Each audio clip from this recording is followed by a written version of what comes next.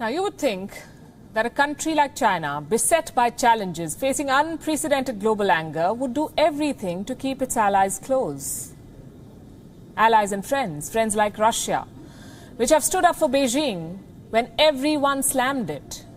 Russia, remember, was among the worst hit countries by the Wuhan virus, remains one of the worst hit.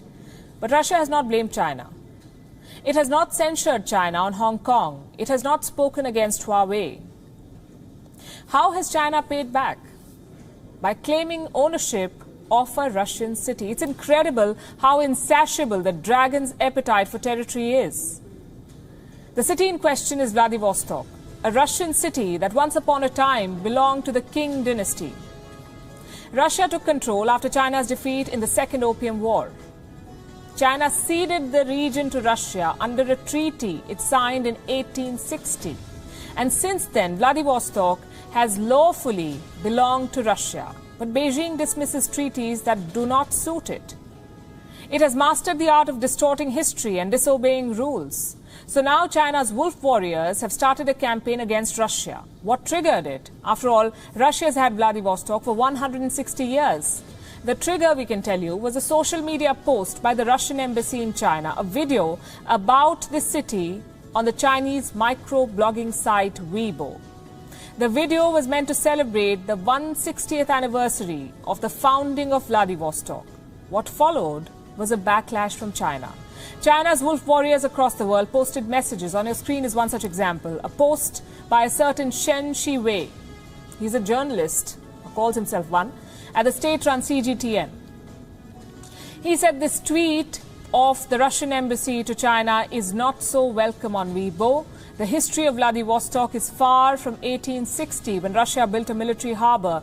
The city was Hai Shen Wei, as Chinese land, before Russia annexed it. Chinese land. This statement was echoed by several Chinese diplomats who clearly forgot their own government's land grab. Social media, though, was quick to remind them of what China has been up to. So they tried some damage control. Shen Shiwei posted again, this time taking aim at the Indian media. Let me quote, "Please be professional," he says. No twist. Some Indian media. Russian embassy celebration on Vladivostok recalled bitter memories of those humiliated days in the 1860s for Chinese. Nothing related to land claims since border treaty was signed, unquote.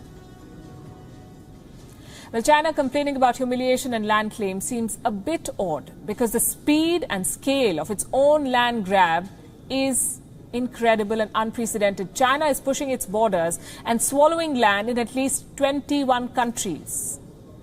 I've come with a list and a map. Let's start with the Philippines.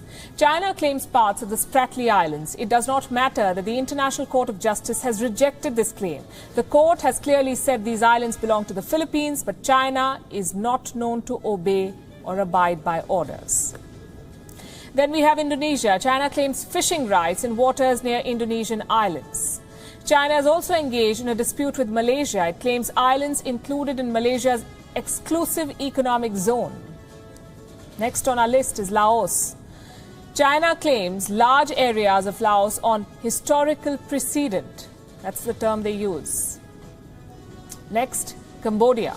China claims parts of Cambodia too, again on historical precedent. In Thailand, China has been dredging on the Mekong River since 2001. Time and again, the Thai cabinet has scrapped Chinese projects. The last instance was in February 2020, this year. Then we have Vietnam, standing its ground against China's territorial claims on several islands. In return, China targets Vietnamese fishing boats. In the East China Sea, Beijing is engaged in a land dispute with Japan. The Senkaku and Ryukyu Islands are the big flashpoints. In North Korea, China has a continuing dispute over Mount Baekdu and the Tumen River.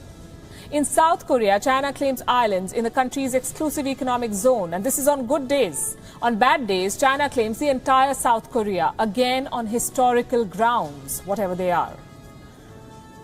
In the West, China has an ongoing dispute with Tajikistan dating back to 1884. China also lays claim to over 34,000 square kilometers of land in Kazakhstan, In Kyrgyzstan, China says the entire territory should be a part of the Chinese mainland. In 1999, it forced Kyrgyzstan to hand over 1,250 square kilometers of land. And then we have China's communist comrade, Russia. China claims at least 160,000 square kilometers of Russian land, despite signing several agreements. Vladivostok is just the tip of the iceberg. These were 13 countries. I have 7 more. India, Nepal, Bhutan, Taiwan, Brunei, Mongolia and Singapore. A total of 21 countries then. China is trying to steal the territory of 21 nations. And the list of China's military moves against these countries is even longer. It has targeted Japanese naval ships. It has encroached Indonesian fisheries. It conducts unwarranted drills near Taiwan. It has deployed exploration vessels near Indonesia. It has given Chinese names to disputed islands. I could go on, but you get the point. China under Xi Jinping has a dangerous hunger for land that belongs to others. And it doesn't matter who the others are. Small islands, big neighbors, nuclear-armed neighbors, even so-called friends. China's expansionism has no filters, even for Vladimir Putin's Russia.